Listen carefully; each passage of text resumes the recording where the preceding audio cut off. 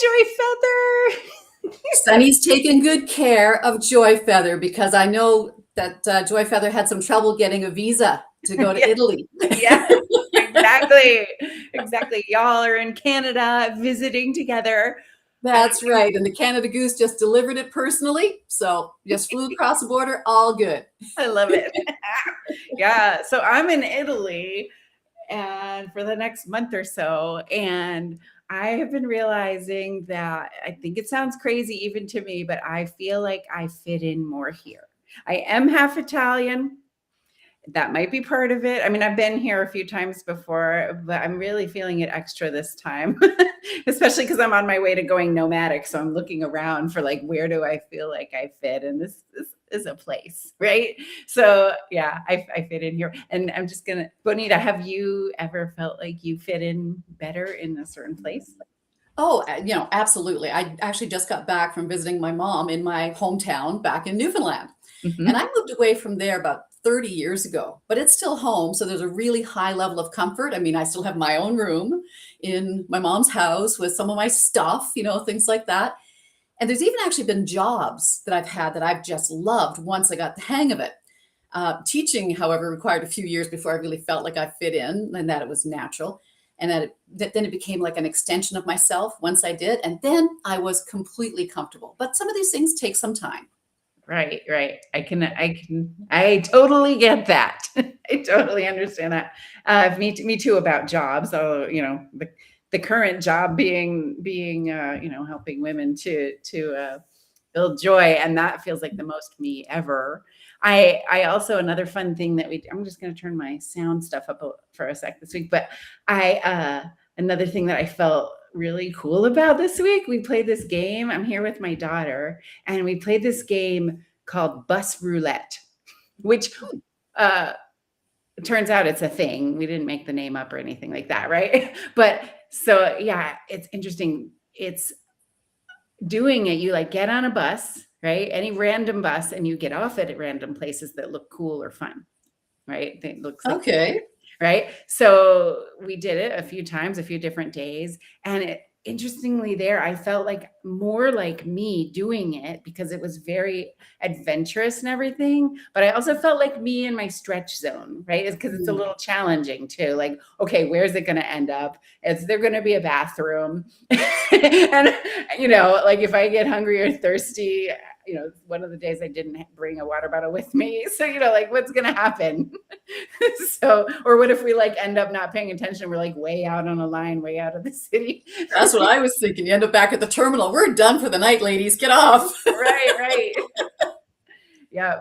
So yeah, it was a challenge, but not beyond the stretch zone, right? Just like the little sweet middle area, not overwhelmed kind of zone choices. Yeah. So The I like growth that. zone. The what zone? The growth zone. The growth zone. Exactly. That's exactly what it is. So yeah. I think, where am I? I'd love to ask the audience out there who's in, what are we calling it? Something land? Screenland. Greenland, Not right. Greenland, it's Screenland. Greenland. Okay, okay. Yes, I wanna ask the audience, what kinds of situations make it harder to be yourself, right? And kind of what helps? Yeah, where do we find it harder to be ourselves? That's the question we have. For me, it's like when people don't seem to get me, right, or seem to think that I'm weird. They don't always tell me that these days, although when I was a kid, they did. Some of them did. and Yeah, and kids are now like that. right, and now I own it really, but then sometimes in certain social settings, it is a little harder to be myself. And then I also remember with social media, when I first got on social media, I used to feel like I had to be performing Mm. and I didn't feel like myself. So yeah, yeah. But how about you, Bonita? What Well, I things heard make it this harder? quote years ago, and I just love it. It's none of your business what anyone thinks of you. Mm, yeah, Really. yeah. And you know what's funny, Jenny? Sunny never wakes up in the morning and thinks, do you think the other little stuffed creatures are going to like me today? Yep. And Joy Feather doesn't wonder if feathers are fashionable. They don't worry about being too much. They just show up like Sunny shows up as his happy little self. The Joy Feather just flies around reminding us to be joyful. And Mhm. somehow we humans make being ourselves into a full-time project. The Joy Feather reminds me that not to become somebody different, not to improve myself into existence, just to notice who I already am when I'm not busy judging every move. Because maybe being yourself isn't something you achieve, maybe it's something you stop interrupting. Right. Keep going, keep flowing. I love it. Yeah. Yeah. Grand thoughts. Yes, grand thoughts. So yeah, and in Screenland there, yeah, what kinds of situations make it feel harder to be yourself? Like, do you run conversations over and over in your head? I relate to that one. Are you, like worrying that what you did or said was wrong? Are you kind of always second guessing yourself or feeling misunderstood a lot or like nobody seems to get you? And yeah, like it can be painful, right? It can be painful. Yeah. Absolutely. And I mean, if you're in a stressful situation, automatically you're off balance. It does make it more of a challenge. And especially like after the traumatic brain injury that I had to deal with, I became so aware of my speech because I had been a radio announcer and a teacher and actress and stuff before that. And speech was extremely important. Yep. And I lost that. Mhm. So I used to rehearse potential conversations so I would have the vocabulary and pronunciation ready if those words or concepts were needed. Yeah. It was absolutely exhausting. And then when I started recording the Wild Wander and Wonder videos, all those worries showed up again. I'd Yes. wonder if I said the wrong thing, maybe forgotten a word, rambled too much, or maybe if my mouth went offline. That's what I call it, when it would get garbled. Yep. And it still happens. I mean, it's years since the accident, but it still has a lingering effect and it can affect my speech. Yep. So I'd replay conversations and videos in my head. And what I eventually realized was that I was spending so much time evaluating myself that I wasn't fully experiencing the moment anymore. I mean, what a Yes. waste of time. Mhm. Yep. So, I mean, you have with the TBIs, traumatic brain injuries, you had, kind of even more extreme, reasons. I'm putting this in big, huge air quotes to like second guess yourself. And yet you really made a choice to not do that, to like let yourself be yourself. And I love it. I admire it so much. So yeah, last episode, you helped us notice tiny wins, right? And so today we're going to offer another antidote to all that, second guessing, all of that feeling like we don't fit in and just allowing ourselves to be ourselves. One way to set ourselves up for that is something that I'm calling very straightforwardly just noticing. It doesn't have a fancy name today. It's just noticing, right? We're going to practice a couple of ways to do that. So I did it. Yeah. Okay. So I'm having some tech stuff today. I'm in a whole other place. I'm not used Well, written in Italian. there we go. Okay. That's right.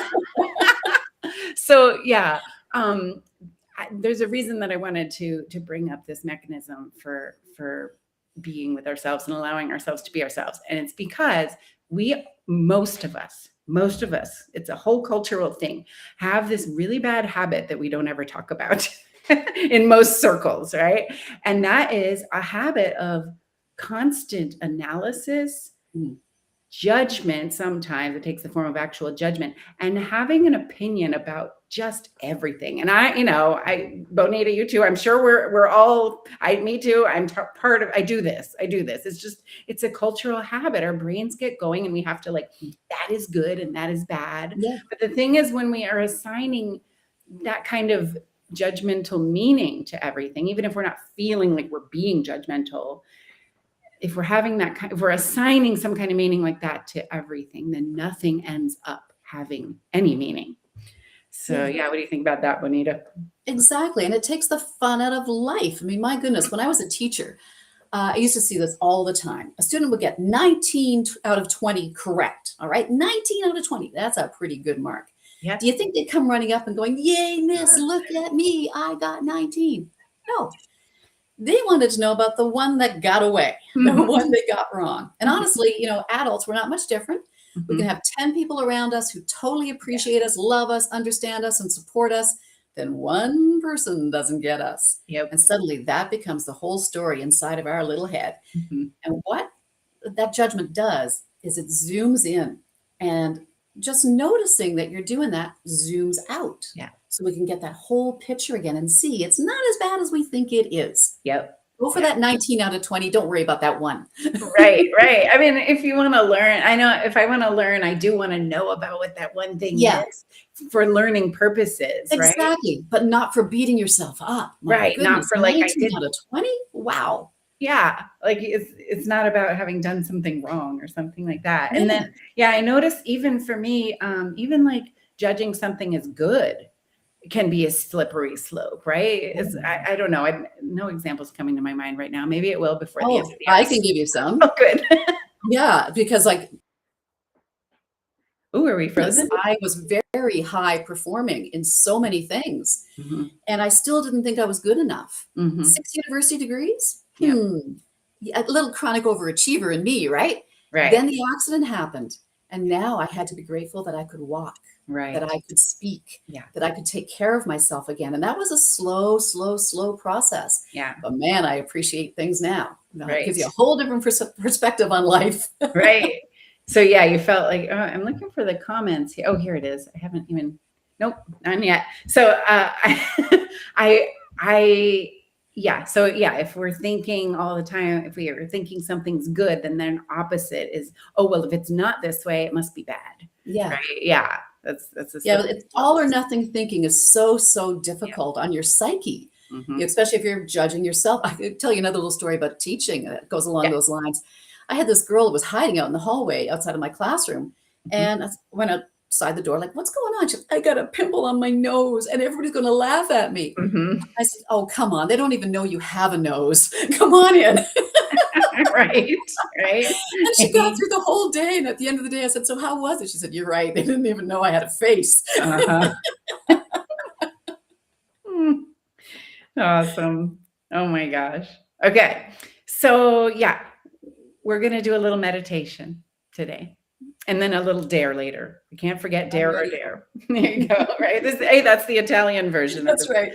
Italian meditation. right. Okay. So, this is to help you just notice, help us just notice. Look for one thing that's nearby you, that's just doing its job by being itself. Some examples could be a clock ticking, or the light coming through the window, or your phone. Most of us have our phones nearby and they're just being themselves, right? That's what they're doing. So, just for a moment, as we start our meditation, and we've got this funky little graphics here. Just for a moment, sit with that thing, whatever it is. And maybe even by the end of it, imagine that you are it. So, start communing and being with that thing that's nearby you, that's just doing its job by being itself. Notice what it does to be itself. Does it do anything? And what kind of qualities does it have? Light, sound, color, technology. Yeah. Just sit with it. Notice it being itself. Okay. And now imagine a little bit that you are that thing. Whatever qualities you noticed about it, just imagine being that yourself. Just notice that, what that would feel like.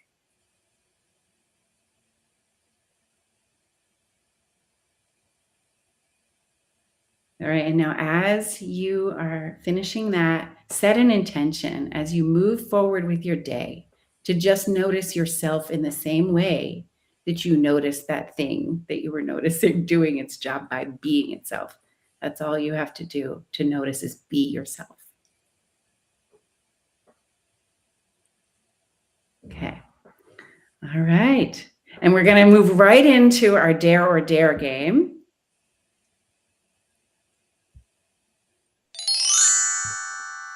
And we're going to go for this really quick because it's a 2-minute joy rebellion. We're going to do a dare all at once for all of us. And I'm not even going to explain it because that would get our brains into thinking mode. We might try to analyze it, and that would really defeat the purpose. Okay, you ready? No thinking. Ready? No judging. Ready? Just noticing. Do something joyful right now with your hands that makes zero sense. All right, go do it. I'm going to do mine off camera because I'm not going to influence you. I'm doing mine off camera. Something joyful with your hand. Doesn't have to make any kind of sense to you. Just feels joyful. Doesn't matter why it feels joyful to you. Doesn't matter what about it feels joyful. Just notice doing it. Okay. All right. This is your definition of joy. It's not mine or Bonita's or anyone else's. Make your hands your kind of joyful. All right. Notice what they're doing. Now start to notice how you're feeling, just how you feel. No good or bad. There's no good or bad feelings. Doesn't matter. We're not even going to label them right now. Just what does it feel like, right? What does it feel like? It just is what it is. This is what I was doing the whole time. All right. All right. Good job, everybody out there in screen land. Now we're on the replay. Yeah, Bonita, how'd that feel for you? You're joyful. Like finger yoga meets mini breakdancing. Finger yoga. What's finger yoga? Well, it's actually stretch your tendons and things in your fingers, so you don't get arthritis or whatever. You know, it's just stretching them in different positions. I do some of that after I swim. Yeah, there you go. Okay. And you said meets mini breakdancing. Yeah, very mini. Okay. All right. Thank you. Cool. Okay. So then, yeah, here's a little home play for you. We've been calling this in some of our programs home plays instead of homework, right? Because we're playing, and you know, and work and play can all be woven together. So later today, do the same thing, right? With just a few other parts of your body, like your head or your knees or your butt or your voice. You could do it with your voice. Do the same thing, you know, do what feels like joy to you, to that part of your body, and just notice it. Okay, do it a few more times today for the rest of the day. Set your alarm or your timer. You can put it on your to-do list and, you know, just to note, or your to-do list, right? And put it to-do list, and to just notice what you feel and what choices you might naturally flow into after you're just noticing yourself, right? After you're just allowing yourself and letting yourself be who you are, what you are, and letting the moment be what it is. Oh, yeah. And along that line, you know what's funny? For years, I thought my problem was that I was just saying the wrong thing. So thinking back to what we were talking about before, and you got to, you know, let your body, let your voice, let your whole being go and just be. We're human beings. We need to be. And I thought that I was saying the wrong things. And that, of course, was at extreme levels after the traumatic brain injury. Mm-hmm. I'd sometimes walk away from a conversation and immediately start replaying it in my head. Why did I say that? Why didn't I say this? You ever have an argument like that with somebody? I should have said. Mm-hmm. But you can't go back in time. So you're thinking, oh, great. They probably think I'm weird now, right? Meanwhile, the other person, like I was saying about the nose situation, they probably have gone home and they're trying to remember where they put their keys. That conversation is totally gone. Yeah. So I was doing all that judging and evaluating and assigning meaning to every little thing. I wasn't even having conversations anymore. I was performing conversations. And what we're asking you to do with your home play is to perform with your body instead. Don't be inside your head. Mm-hmm. Get it out, move, enjoy, and stop grading yourself while you're living your life. That's exhausting. Because when you're constantly evaluating yourself, you're not actually present, you're not listening, you're not connecting, you're not being yourself. You're trying to manage everyone's opinion of yourself. And the problem is you can't relax when you're doing that. It's like trying to dance while simultaneously judging every step. No wonder we get tired. And that came to my mind when saying the break dancing with your fingers. Yeah. The dancing. Can you imagine if you had to evaluate every motion in your body? Yeah. How exhausting that would be? Right. So stop doing it inside your head with every word that comes out of your mouth. You do have to be careful. You don't want to be hurting feelings and things like that. Yes. But don't be evaluating yourself all the time with every single word. Yeah. Because performing conversations, you said that phrase earlier. That's one of the things that happens then if we're doing that. And it's not a good feeling. So yeah. It's like I had a report card running in my head. I'd be giving myself marks while I was talking. I mean, Yep. Yeah. Like, and so, yeah, that whole effect of always assigning an opinion on everything and deciding something is good and bad we just get stuck evaluating things and judging ourselves and comparing ourselves to others, and then we can't be ourselves, right? So yeah, I second guessing. I did know. I'll just mention one other effect of that happened to me when I was always kind of worrying about saying or doing the wrong thing. It made me feel very tense, right? So then, of course, people would notice that and pick up on it. And that became a self-fulfilling prophecy sometimes, where people, would kind of misunderstand me anyway, because I was sitting there over analyzing and then over explaining outwardly, right? I'd be tense. I'd start to like talk a lot and over explain myself. And yeah, it was a big thing. And you're right. People can see your shoulders are up, your jaw is tense, and they read that. We're very perceptive. We pick up on it, even if it's not at the conscious level. At the subconscious level, it's there. That's why a room can get infected happy or infected sad or infected angry. Yep. So here's a few questions for you along those lines. See if we can draw a little bit more of this out. So when did you first realize that you were editing yourself around other people? I was well into adulthood when I recognized this. I was really disconnected up until I was in my mid-20s and had my first child. I think that was when I realized it was I'm here in Italy with my daughter, who's 30 now almost. But yeah, I first realized sort of in response to knowing and wanting to be a strong, confident parent for her. So that was part of that realization, was like, okay, it was the beginning of me knowing, okay, I'm going to be myself, right? That was the very beginning of that. Yeah. And you know what? Kids are so good for that. They make us see ourselves differently and go, oh, all right, I want to make an adjustment because I don't want my child carrying that baggage. So what would you say that it cost you by doing that? To edit myself. Yeah. Yeah. Isolation. Like I said before, like it became a self-fulfilling prophecy of people like, just something's wrong here, that she's not acting right, kind of thing. They would notice that I was all twisting myself, but they probably didn't know exactly what was going on in my head, but they could feel it. And yeah, it was very socially isolating to do that, even more so than actually being misunderstood, which of course we all are sometimes too. Would have been, so yeah, even more than that. So, and yeah, that's what I'll say about that. Okay. So what would you say to somebody who feels like they're too much or not enough at the same time? Because that's kind of what this is. You're too much and you're not enough. Yeah, that was the feeling in your head. Exactly. And yeah, what would I say to somebody who feels like that? That there's no outside thing that we need to measure ourselves against, as far as just general blanket terms like I'm too much or I'm not enough. There's nothing outside ourselves that we need to worry about with that. And yeah, and in a moment I'm going to we'll give a little bit of another tool that you can use for helping yourself to get to be yourself more. So that's what we got to do. Right. To just be. And sometimes, in fact, most of the time, a conversation is just a conversation. A weird moment is just a weird moment. And somebody having a bad day, it's just somebody having a bad day. Not everything needs a story attached to it. And as you mentioned, when we assign meaning to everything, nothing ends up having meaning. Right. Exactly. It's so true. So yeah, the reason that's the very reason that my Joy Feather and I created what I call the creative burnout quiz, right? And this is a way to just start just noticing. My big term, just noticing. It's should I trademark this thing? Right? Just noticing how you feel about things that are affecting your ability to have what I call creative joy in your life, right? Which is the real joy that helps things move forward.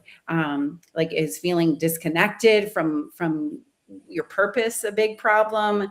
It's creative joy that helps you move forward. Are you having trouble moving forward on projects that you want to do?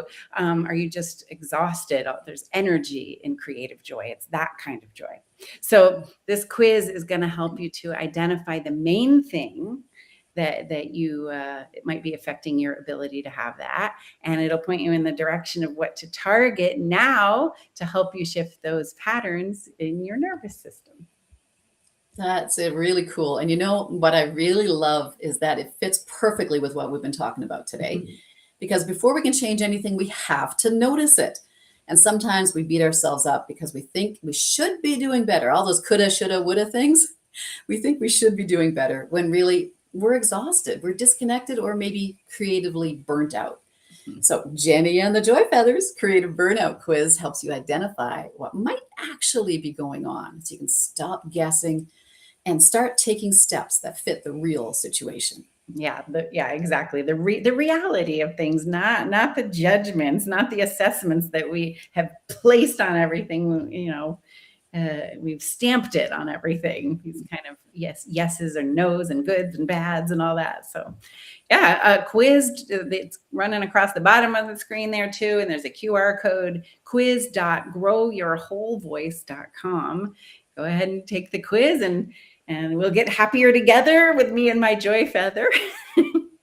And quizzes are so much fun. They give you a little peek inside your own brain, your own life, your world. Because until you notice, you don't know what's going on. You're just living your life. But when you take the little quizzes, you go, that might be something that's happening in my world. Yep. And the thing you got to remember is when we stop judging ourselves, it's a whole lot easier to be ourselves. Be yourselves. All right. Can I say bye to my joy feather over there in Absolutely. Canada? I miss you.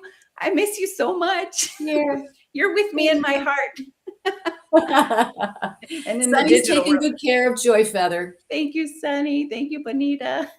You're welcome. All right. And you continue having fun over there playing bus roulette. Yeah. Sunny. Happier together.